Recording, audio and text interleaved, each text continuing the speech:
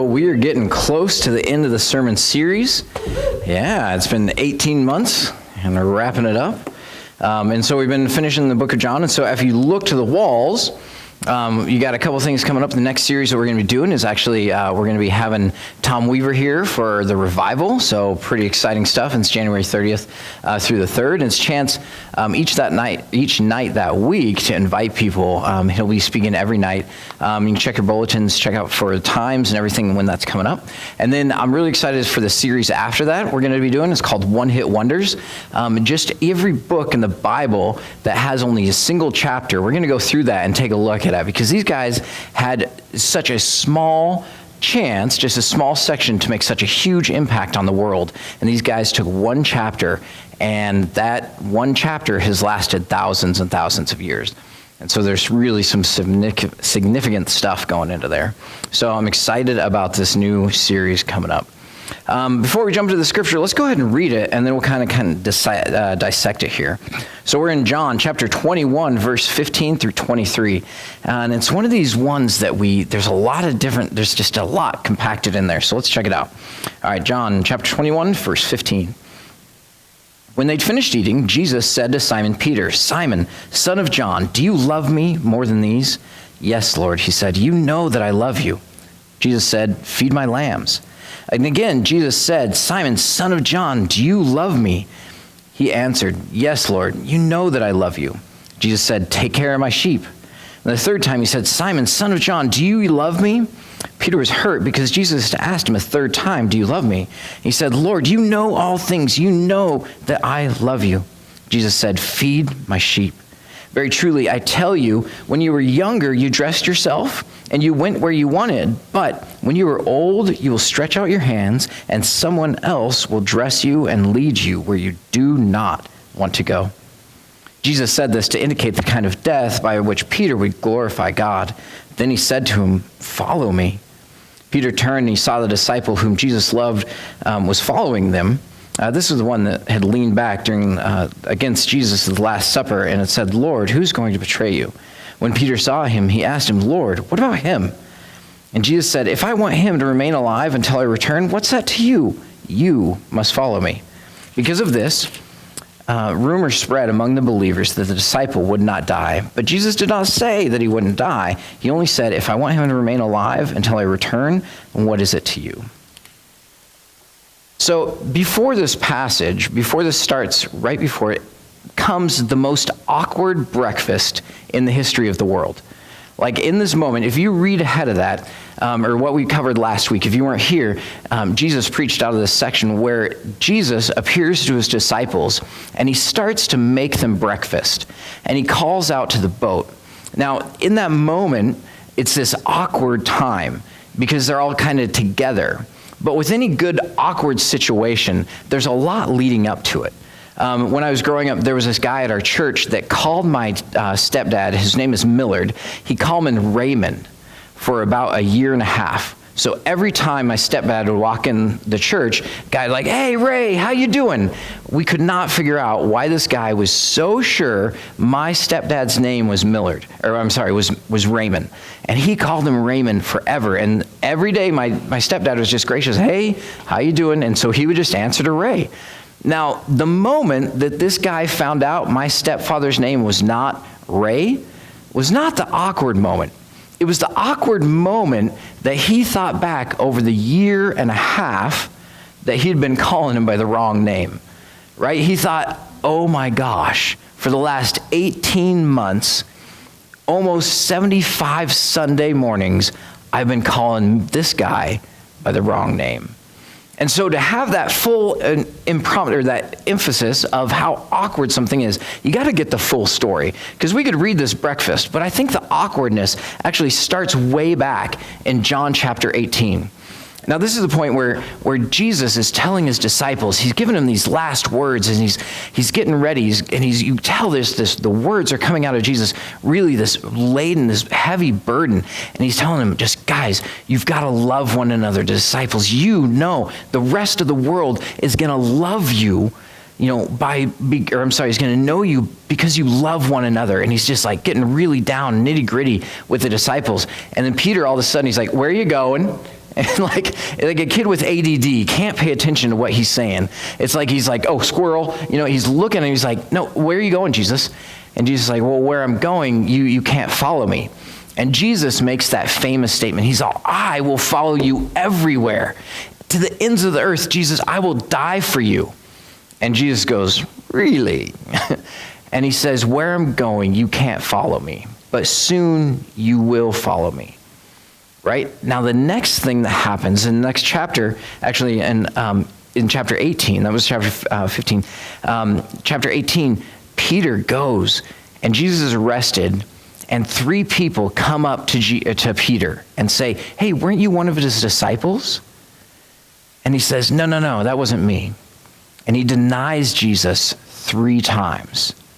And on the time of the 3rd denial, the rooster crows, and Jesus looks up and looks right at Peter. Remember, Peter, when you said you would go do whatever, that you would die for me, and you can't even admit that you know me? And that's really the last interaction that Peter has with Jesus. And then Jesus is taken and crucified. Now here's this man who throughout this time with Jesus is so passionate. I'll do anything for you. No, I'll get it. Oh, you're walking on the water, Jesus? I'm going to get out of the boat. I'm going to follow you. I mean, he's so zealous, and yet he gets so distracted, and he's just so, you can just feel Peter vibrating, right? Whenever Jesus, he's just ready to go, whatever he wants to do. Yeah, good. Yeah, let's do this. And he's in the middle of it all. And yet in this moment, he feels this huge weight. I'm sure he just falls. It has to be this crushing blow to Peter to know that he denies him 3 times. Now, we know the other side of the story, don't we? That Jesus returns, and Jesus comes back from the dead. And it's interesting, he first appears to Mary, and he says, Mary, go tell the disciples that I'm alive. And so Mary goes and does that. Then he appears to the 12 disciples. In John chapter 21, he appears to them all. And he basically says, hi, guys, I'm alive. Don't be sad anymore. Now, he appears to all of them except Thomas. So Peter's in this group. So in this moment, Jesus says nothing specifically to Peter. So it's almost like this awkwardness is just still hanging in the air. There's this moment of Peter's denial, and Peter kind of like, I don't know what to say. I put this gap. I know what I did wrong. But there's that awkward moment between us. Like, what are we going to do? There's just this, it's like you don't know what to do with your hands kind of thing. Like, what is going on? And so Jesus appears to the disciples, all of them. And then he appears again because Thomas wasn't there. And Thomas tells his disciples, I'm not going to believe until I see him for myself, until I put my finger in the holes in his hands and I put my hand in his side where the spear pierced him. And so Jesus now appears to his disciples again, and he appears to all of them. And he appears to Thomas, and he's like, Thomas, come here, put your finger right here, and hey, take your hand and put it in the wound in my side. To where I think Thomas kind of went, oh, I'm good. Maybe I spoke too soon. I don't know. That'd be like really weird to put your hand in an open wound of somebody else. But anyway, he's like, no, I'm good. And so he believes, right? And so Thomas, but again, is Peter anywhere in this conversation? So the second time Jesus shows up, he doesn't say anything to Peter. And so still there's this awkwardness in the air between them. And so now the third one, another week goes by. So it's been a couple weeks that's happened, because there's 1 week between his resurrection and when he appears to Thomas. And now there's another week between those two. And so all of a sudden the men are going fishing, and Peter leads this expedition. He goes out on the boat, and they're fishing, and Jesus calls to him from the shore. He says, do you have any fish? This is very reminiscent of what he did earlier when he called the disciples. Do you have any fish? Any luck? And they're like, no, they call back to him. And they throw them, and he says, well, throw your nets on the other side of the boat. So they throw their nets on the other side of the boat, and they start reeling in this huge catch. And John, the author of the book, says to Peter, it's the Lord. And I love that Peter, it shows that like crazy, like energy that he has. He puts his jacket back on, right? And then he jumps in the water and swims to shore. Like putting more garments on when you're going into the water, not the best thing. But Peter just doesn't know what to do with himself. He's just so frazzled. And so he like starts swimming ashore, and the other disciples, he just totally bails on them. And they have to haul in all these fish, right? And so Peter gets to shore and he's like, hey, Jesus, how you doing? And he's just like, you almost get this feeling that he's just so eager to make it right, he's willing to do anything. Have you ever messed up like with your spouse, like you've done something wrong to make your wife mad, and so you're willing to do anything to make it right? Like, oh no, I'll make breakfast. Oh no, I'll take the kids to school. I'll get this done. I'll go ahead and do that. Oh no, what can I make you coffee this morning? You're just so eager to make it right. Have you ever done this? Yeah, me neither. I've heard about it though, somebody told me about that one time, but it's this eagerness to make it right. And you kind of get that feeling from Peter, because even then he like jumps off the boat and he swims there, and then Jesus tells the disciples, well, go get some of the fish. And so Peter runs over and he gets the fish. There's 10 other guys there. And yet Peter's the one that's like, yeah, I'll get it. Okay, I'll get the fish. And he goes over and it talks about, he gets this fish and he takes it back. And it says that Jesus takes the bread and he gives thanks and he breaks it and he gives it to them. Sound familiar? He does the same with the fish. And through his every move, he's showing these men that he is the Jesus they know. And so he waits till this meal is done. And at verse 15, that's where we pick it up. When they were done eating, Jesus turns to Peter. And you kind of get this feeling they're done eating, and so they go and they wash their hands, and they start kind of walking together. And Jesus turns to him and he says, Peter, or he says, Simon, son of John, do you love me? Now, he says this 3 times. He asks him 3 times, Peter, do you love me? He asks him this 3 times. Now, each one of these is a little bit different. In the first 2 of them, Jesus says, well, first we need a little word lesson here. There are 3 different words in Greek that are translated in what we know as love. All right, the first one is Eros, and this is erotic love. It's love between a man and a woman, husband and wife. It's a sexual kind of connotation, that kind of thing. We get the word Eros actually kind of comes to us as erotic, and it's through the ages and through the translation. And then there's another one that's Phileo. Phileo is basically brotherly love. The city of brotherly love, Philadelphia, right? Its roots are based in Greek. It's Phileo is where they get that from. Phileo so that's a brotherly love. And the third one is agape. Agape is an unconditional love. This is the love that God has for us. That there is no condition on that you need to do something or anything or accomplish any means for this person to love you. They love you no matter what. And so when Jesus asks Peter these things, these 3 times, do you love me? The first one, he says, Peter, do you agape me? Do you love me without condition? And Peter says, yes, Lord, I phileo you. I love you like a brother. And so it's this mismatch. It's like those classic scenes in the romantic comedies where like the woman's like, I love you. And he's like, I really think you're special. It's that awkward moment of like, oh, so he's like, I agape you, Peter.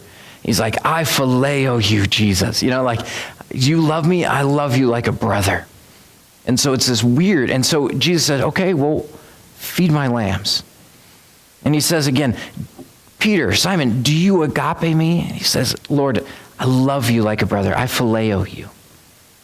And he's like, okay. So he asks him a 3rd time. Now, interesting is the 3rd one, Jesus changes what he says. And Jesus says, Peter, do you phileo me? And he says, yes, Lord, you know that I love you like a brother. Then feed my sheep. And so all 3 times he asks him, do you love me? Yes, Lord, I know. Now there's significance. Why would he ask him 3 times? Well, it's pretty obvious. Jesus is redeeming Peter, is bringing him back into the fold. How many times did Peter deny Jesus? 3. Exactly. And so Jesus 3 times said, no, do you love me? And gives him a chance to confess his love for Jesus. Yes, Lord, I love you. But why would Jesus change what he says? Lord, Simon, do you agape me? Do you agape me? And the 3rd time, do you phileo me? See, Peter could not bring himself to say, I love you unconditionally, Lord. And I think because in the back of his mind, he still has that betrayal hanging there. That awkward breakfast for Peter is not quite over. He knows what he's done. He knows that he's put that space between him and Jesus. And I think he's admitting it. Lord, I want to love you, but I'm falling short. And what does Jesus do? Jesus doesn't say, well, then let me know when you're ready to love me unconditionally. Instead, Jesus moves towards him. Okay, you love me like a brother. Then do this. And so 3 times he says this. Now, there's a breakdown. I've heard some studies on different things of what each different phrase mean. Feed my lambs, tend my sheep, shepherd my flock, take care of my sheep, those different variations on it. As I did word study, I couldn't come up with enough significant difference between those. In essence, Jesus is saying to Peter, do you love me? Then show me. Talk is cheap, Peter. Step up. Like, don't just say it. This is a chance to not only say these words, but to do something about it. Now, at first, this sounds kind of callous, isn't it? I mean, if you went out on a date or you're dating someone for a while and they're like, and you told them, I love you, and they're like, then show me. You'd be like, wait, what? Like, that's not quite the response, right? But this is very biblical. I mean, Jesus tells the people, if you love me, you're going to obey my commands. He tells them this before. The book of James is full of this. In James chapter 2, the whole thing is about making sure that we're showing that we love God by doing things. There's a famous verse in verse 18 in chapter 2 of James where he says, show me your faith without deeds, and I'll show you my faith by what I do. Because love without action is just going to fall flat. And so Peter, in this moment, is not only saying, okay, given a chance to say that he loves God, but given a chance to show it. He says very clearly, if do you love me, then show me. Now, do you remember the event that kind of kicked off the whole awkward train that led up to that breakfast? It's that moment was Jesus is talking about the disciples loving one another and how he was going to go die. And Peter says to him, where are you going? Wherever you go, I'll follow you. And Jesus says these words to him, where I'm going, you can't come, but you'll follow me later. Very prophetic. Now, Jesus in this moment says to Peter, follow me. Right? In verse 18, he says this. Then the third time, Simon, son of John, do you love me? Peter was hurt and said, and asked him, that's verse 17, do you love me? He said, Lord, you know all things. You know that I love you. Then Jesus said, feed my sheep. Verse 18, truly, I tell you, when you were younger, you dressed yourself and you went where you wanted. But when you are old, you will stretch out your hands and someone else will dress you and lead you where you don't want to go. Jesus said this to indicate the kind of death by which Peter would glorify God. Then he said to him, follow me. That moment back in earlier in John, Peter was so gung-ho. I want to follow you anywhere.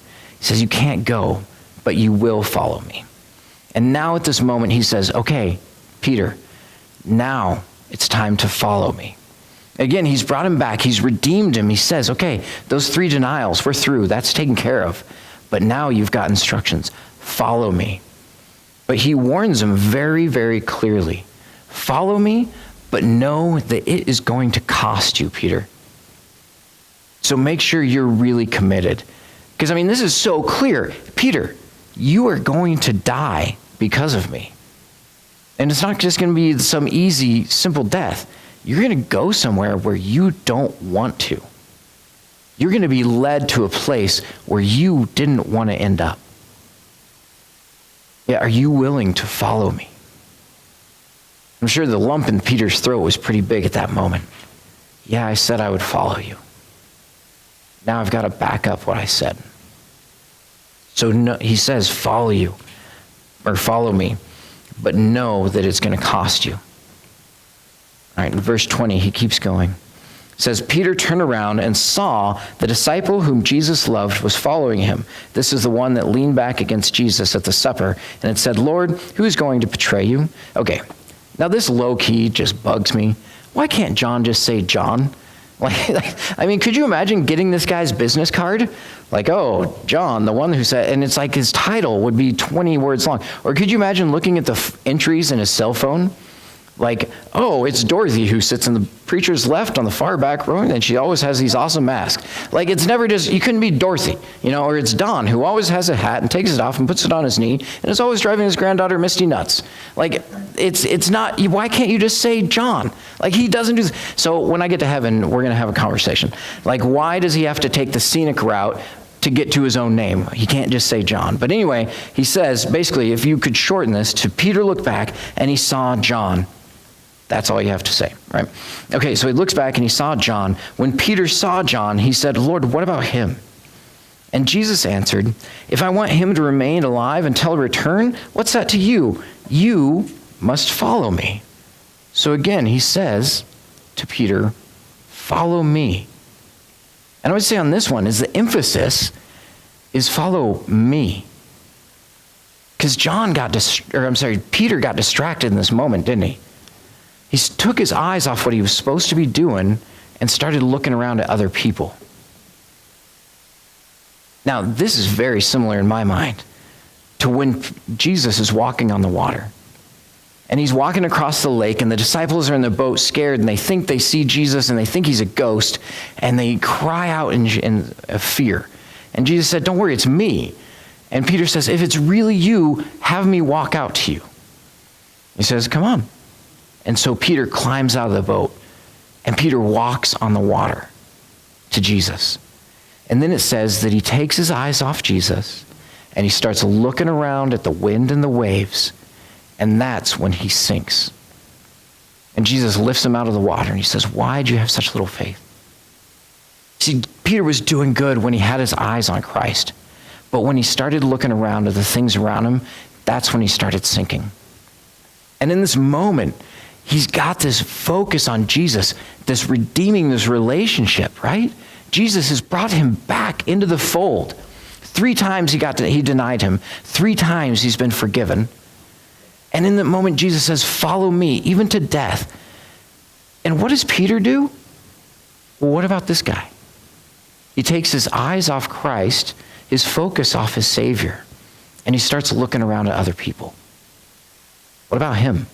What about him? Now, I don't want you to think that I'm any better than Peter. I'm probably way worse.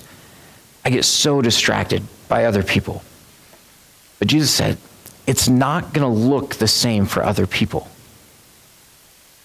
That's not the point, Peter. It doesn't matter what these guys are going to do. It doesn't matter what's going to happen to him. You have to follow me. You don't have to follow John. You don't have to follow Mark, Luke, Paul. Who's Paul? Don't worry about it. You need to focus on me. And see, that's the same thing. Is he says, okay, do you love me? Then show me, Peter. Follow me. It's going to cost you something, but follow me. Don't worry about those other people. Whatever happens to them, it's not concerned to you. You need to follow me. Now, Jesus says the same thing to us, doesn't he? He asks us that question, do you believe in me? Do you love me? And if our answer to him is yes, then we have to have the same response. He says, then show me. Maybe for us, that showing Jesus is making sure that we're fully involved in worship. That when we're here, that when we're singing, that we're focused, that we've got our phone put away, that we have truly giving ourselves to who he is. Or maybe it's for you, it's making sure that one command, that thing that you just is a stumbling block for you, is changed up and is given that you have obedience. He says the same to you, is do you love me? Then show me by praying, by diving into his word. Or maybe for you that you're on that fence and the next thing to obey him is just to be baptized and to take that step and say, I will follow you. And he says also, he calls us to follow him. And he is straight up front. It's going to cost you something. Following him is not an easy thing. It's simple, but it's not easy. It's direct, but it is difficult. It's going to cost you. Some of us, it's going to mean giving up friendships. For some of us, it's going to mean giving up a certain lifestyle, a certain relationship, a certain investment. I mean, it could be anything.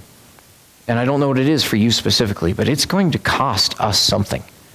There are going to be times in our life where we're going to make the choice between something that sounds amazing and something that is truly good and is Christ. And then he says to us again, follow me. It may not look the same as other people or for other people.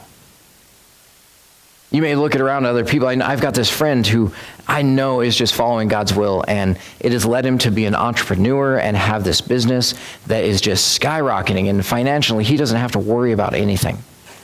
It's like, man, Jesus, that'd be cool if I could follow you like that. And he's all, don't worry about that. Or there's other people that are like, they get to be ministers in Hawaii, and I'm like, that'd be cool, Jesus, if we could follow you like that. And he's like, don't worry about that. It looks different for other people. What you need to do is follow me. And don't worry about what it looks like for other people. As you grow in your faith, you're going to look around, and it's a huge temptation to like, man, I'd really like to follow you that way. I mean, that guy, he's got this, or he does that. Or the temptation the other way. At least I'm not following you like him. I mean, look at that hair. He can't follow you. Or whatever it is. The truth is, the fact is, we need to make sure that our eyes are on him. Because when we're focused on Christ, those things on the periphery fall away. So he calls to each of us. Do you love me? Then show me. Follow me. And that means sacrificing some things in our lives. Follow me. It may not look the same for you as it does for other people, but we need to not look at other people. We need to look at him. Let's pray. God, thank you for this night. Thank you for a chance to follow you, to show you that we love you. I pray that we can have ears to hear, that we can hear the ways that you want us to change, and you want us to move, and you want us to follow you, Lord. And I pray that we can have blinders on, that we can have eyes only for you, and let the distractions of other people and other things fall away, so that we can focus solely on you. And like Peter, follow you, even though it might cost us a great deal, Lord. Let us be focused solely on you. It's your Son's name that we pray. Amen.